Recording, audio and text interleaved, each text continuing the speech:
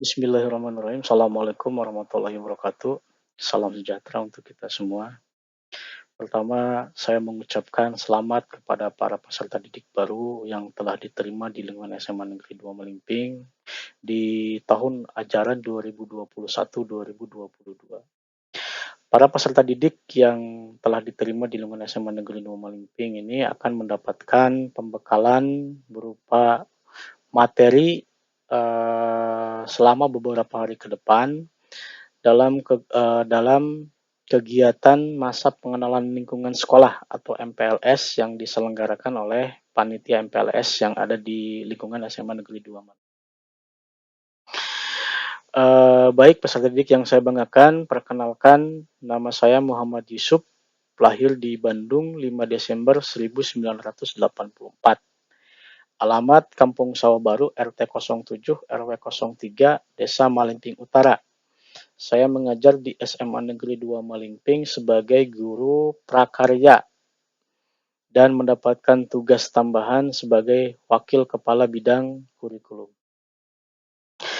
Pada kesempatan ini saya akan memberikan materi kurikulum terkait proses kegiatan belajar mengajar atau KBM di SMA Negeri 2 Malimping selama pandemi COVID-19. Nah, di sini kita akan mulai dengan definisi kurikulum.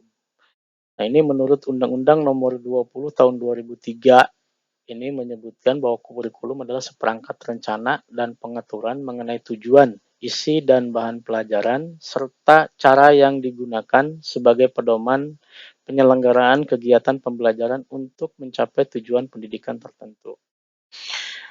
Selain itu ada beberapa referensi lain yang menyebutkan mengenai definisi kurikulum. Di sini saya mengambil salah satu referensi menurut Dr. Haji Nana Sujana dalam bukunya yang berjudul Pembinaan dan Pengembangan Kurikulum di Sekolah.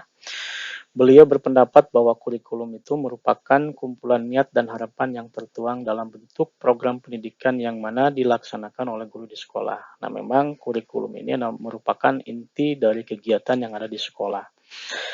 Setiap tahun di SMA Negeri 2 Malimping kita selalu membuat dokumen satu ya, di mana tertuang di situ rencana-rencana sekolah, terutama untuk kurikulum 1 tahun ke depan akan seperti apa. Kemudian fungsi kurikulum. Yang pertama, fungsi penyesuaian. Artinya kurikulum memiliki sifat mampu beradaptasi dengan perubahan yang terjadi dalam lingkungan yang cenderung dinamis. Fungsi yang kedua yaitu fungsi integrasi. Artinya kurikulum mampu menjadi alat pendidikan yang dapat membentuk pribadi-pribadi yang utuh serta berintegrasi di masyarakat. Fungsi yang ketiga, diferensiasi, yaitu kurikulum merupakan alat pendidikan yang memperhatikan pelayanan kepada setiap peserta didik yang mana mereka memiliki perbedaan masing-masing yang patut untuk dihargai. Fungsi yang keempat yaitu fungsi persiapan, yaitu sebagai alat pendidikan. Kurikulum berfungsi untuk membantu mempersiapkan peserta didik untuk dapat menuju ke jenjang pendidikan berikutnya, serta siap untuk hidup bermasyarakat apabila peserta didik tersebut tidak melakukan pendidikannya. Fungsi yang kelima yaitu fungsi pemilihan. Kurikulum memfasilitasi para peserta didik dengan cara memberi mereka kesempatan untuk memilih program belajar yang sesuai dengan minat serta bakatnya.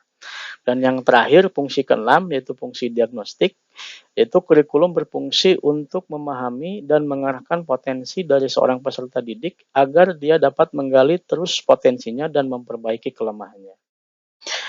Selanjutnya, poin penting pada kurikulum 2013, yang pertama yaitu penguatan pendidikan karakter, kedua literasi, ketiga creativity and innovation, critical thinking and problem solving, komunikatif, serta kolaboratif.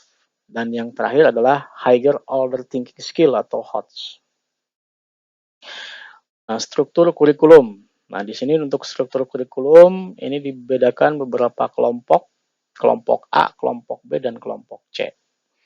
Nah, untuk alokasi waktu per minggunya di sini ada ya. Untuk kelompok A, Pendidikan Agama dan Budi Pekerti atau PABP, alokasi waktunya adalah 3 jam.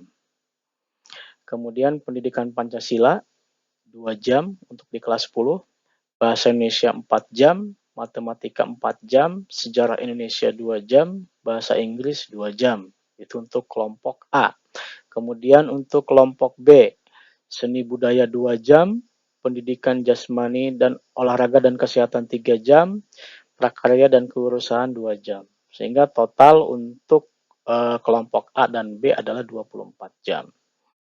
Sedangkan untuk kelompok C, peminatan. Nah, ini di SMA Negeri 2 Malingping hanya ada 2 jurusan. Yang pertama adalah jurusan Ilmu Pengetahuan Sosial atau IPS, yang kedua jurusan Matematika dan Ilmu Pengetahuan Alam atau disingkat dengan MIPA. Nah, alokasi untuk waktu di kelas 10 untuk peminatan IPS, yang pertama geografi itu 3 jam, sejarah 3 jam, sosiologi 3 jam, ekonomi 3 jam. Sedangkan untuk jurusan MIPA, pertama matematika 3 jam, biologi 3 jam, fisika 3 jam, dan kimia 3 jam. Nah, untuk pelajaran lintas minat.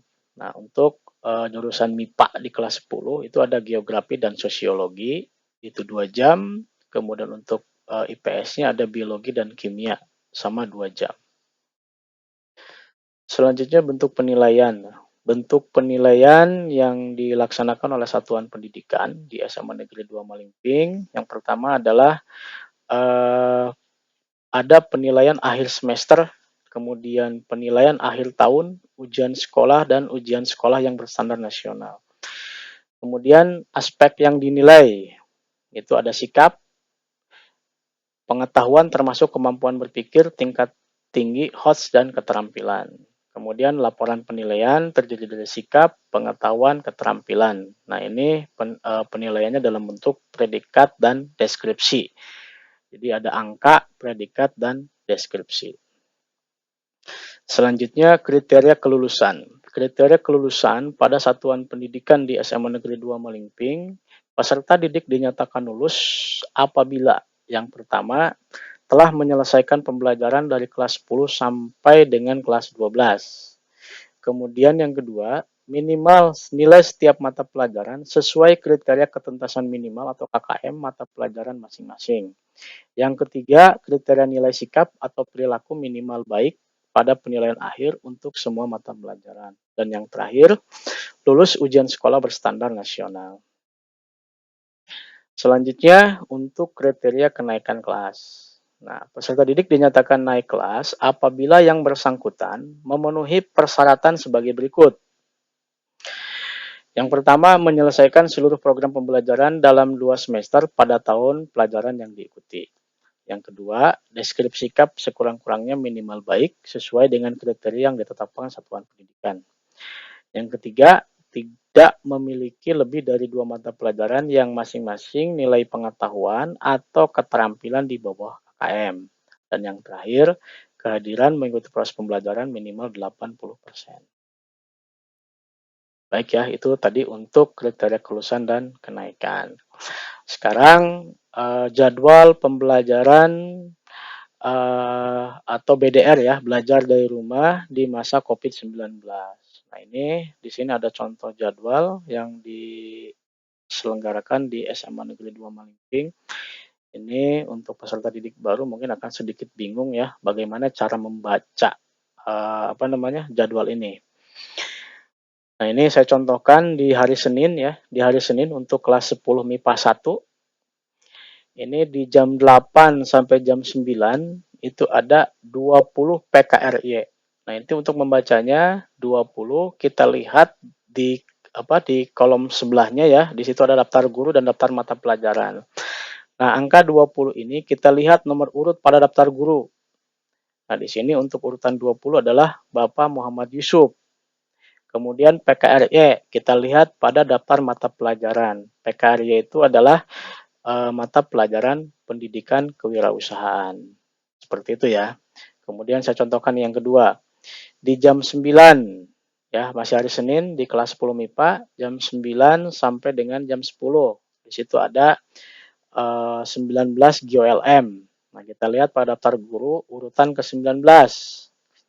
Nah, ini 19 Ibu Siti Aisyah. Nah, ya. Kemudian untuk mata pelajarannya GOLM. Kita lihat di kolom mata pelajaran GOLM itu adalah geografi lintas minat, ya. Ini saya contohkan lagi yang terakhir nih. Di pukul 10 sampai jam 11 di hari Senin masih di kelas 10 MIPA. 18 PABP. Urutan 18 itu adalah Ibu Husnul Khotimah. Kemudian PABP itu adalah Pendidikan Agama dan Budi Pekerti.